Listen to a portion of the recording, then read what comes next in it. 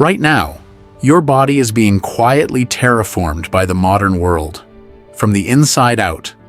For decades, we were told that plastic waste was an environmental problem, that it sat inertly in landfills and oceans.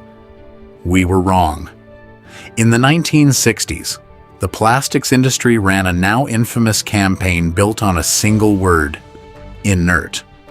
Plastic, they promised, was chemically silent, a passive material that would sit in the environment without interacting with living tissue. That promise was never actually tested on the human body. It was simply repeated, in packaging, in advertising, in government reports, until an entire civilization built its food, water, and medicine systems on top of an assumption nobody had proven. 60 years later, the laboratories caught up with the marketing, and the data tells a very different story. Peer-reviewed data confirms that microplastics and nanoplastics have breached our most sacred biological defenses. They are no longer just passing through your gut. They are actively circulating in your bloodstream, and they have officially crossed the blood-brain barrier into human brain tissue. Researchers have now recovered plastic particles from human placentas, from breast milk, from testicular tissue, and, most recently, from inside human heart valves removed during surgery.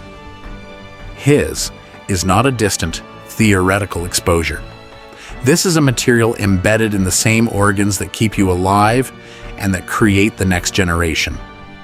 The average human unknowingly consumes the weight of an entire credit card in pure synthetic polymers every single week, hidden inside modern food packaging, municipal water supplies, and everyday dust. And that figure only counts what we can currently measure.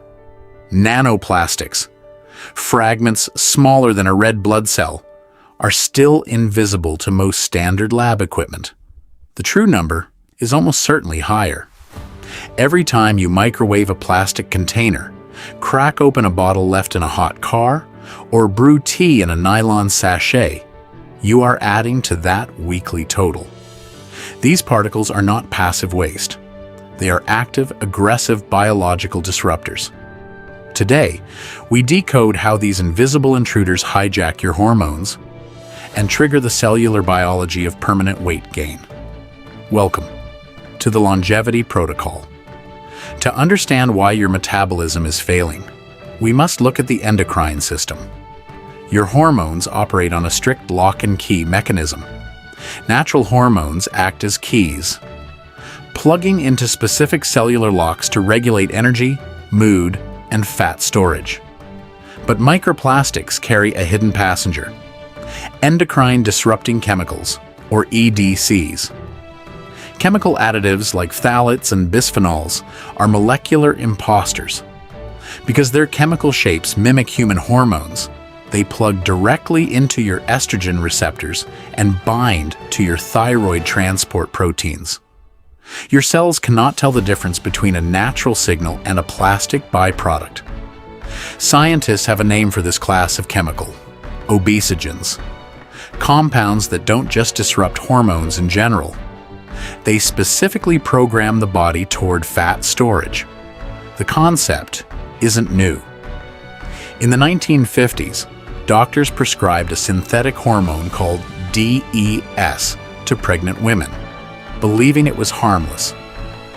Decades later, the daughters of those women showed measurably higher rates of obesity and reproductive disruption. A chemical echo passed silently through the womb. Obesogens work through the same blueprint. Except today, the exposure isn't a single prescription. It's constant, daily, and largely invisible. Once these chemical imposters take over the locks, they send chaotic, warped instructions to your metabolism. They confuse the thyroid, the master regulator of your metabolic rate, and trick the body into an emergency storage state. This is how you end up storing fat, even while stuck in a severe calorie deficit. This is where so many people quietly break. They track every calorie. They train for hours. They follow the plan perfectly, and the scale refuses to move. It isn't a failure of discipline. It's a body being given corrupted instructions faster than willpower can override them.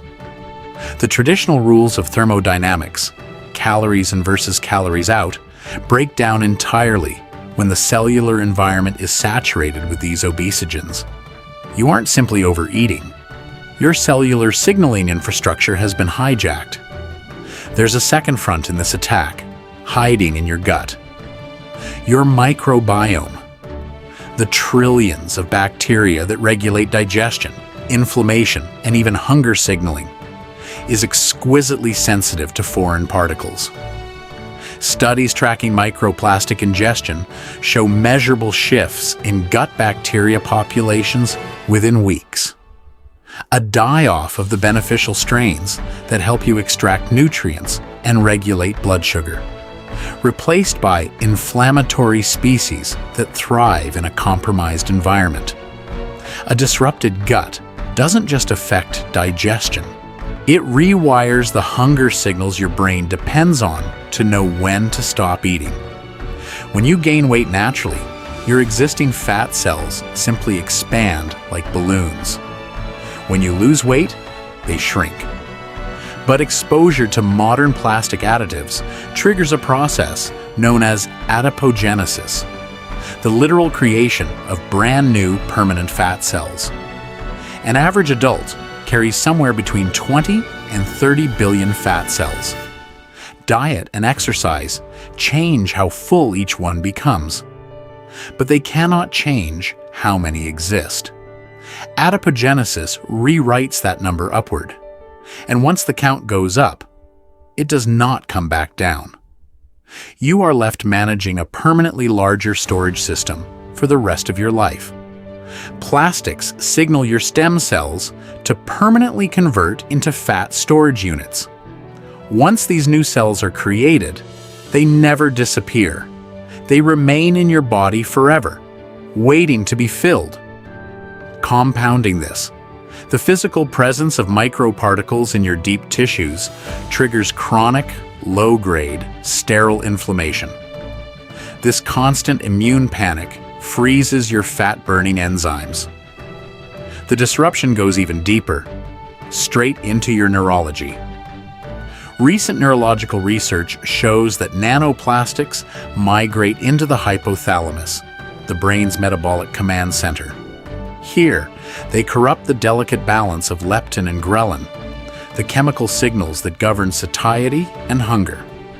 Think of leptin as the brain's fuel gauge, sent up from your fat stores to say, "We have enough, you can stop eating now." When nanoplastic particles physically lodge in the hypothalamic tissue that reads that gauge, the signal arrives distorted, or doesn't arrive at all. The brain is left flying blind, unable to trust the very system it evolved to regulate energy balance. When your brain's receptors are coated in synthetic interference, it completely loses the ability to read your body's true energy status. The brain panics, registers the chemical interference as starvation, and triggers intense, uncontrollable cravings, forcing permanent weight gain as a raw survival mechanism. And the exposure doesn't stop with you. Emerging research on prenatal microplastic transfer suggests these same disruptions can be passed to a developing fetus, meaning the hormonal chaos of one generation may be quietly preloaded into the next before a single meal is ever eaten. This is why the conversation around plastics can no longer be filed under environmental issue. It is a direct, measurable line to human metabolic disease. Living in a plastic-saturated world can feel overwhelming, but you can systematically reclaim hormonal control. The first phase of the protocol is structural elimination. You must replace plastic food storage and heating containers with glass, stainless steel, or ceramic. Never heat plastic, as thermal stress accelerates chemical leaching by over 50-fold. filter all drinking water through multi-stage reverse osmosis systems. Elimination extends beyond the kitchen. Household dust is one of the largest overlooked exposure routes. Synthetic carpets, furniture foam, and curtains all shed microscopic fibers that settle invisibly across every surface you touch.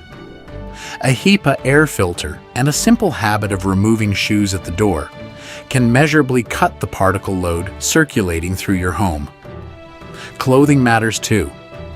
Every wash cycle of polyester, nylon, or acrylic fabric releases thousands of microfibers directly into the water supply and onto your skin. Shifting toward natural fibers like cotton, wool, and linen closes off another daily entry point. Even receipts deserve a second look. Many are coated in BPA-laden thermal paper that transfers directly through the skin on contact. The second phase is metabolic clearance. Unlike water-soluble toxins, plastic additives are lipid-soluble, meaning they bind directly to your fat tissues.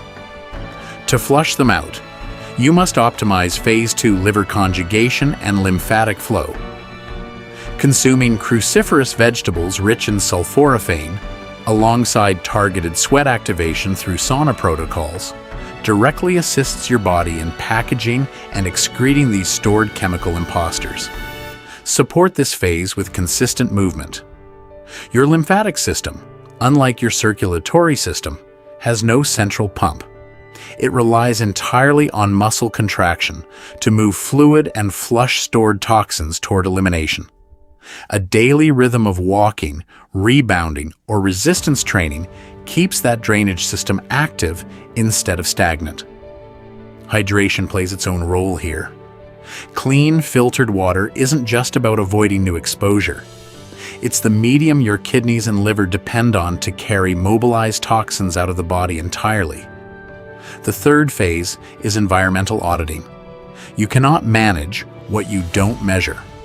Home water testing kits, air quality monitors, and periodic reviews of your food storage and cookware turn this protocol from a vague intention into a trackable system. Small, permanent swap. A stainless steel water bottle, glass meal prep containers, a wooden cutting board instead of plastic. Compound over months into a measurably lower total body burden. This isn't about achieving zero exposure. In the world we live in, that's not realistic. It's about tipping the balance decisively back in your favor. Purging these synthetic disruptors will stop your hormones from forcing fat storage. But once your metabolic environment is clean, you must repair the cellular energy plants that these toxins damaged. To complete the cellular loop and restart your cellular energy grid, click on our mitochondrial protocol next.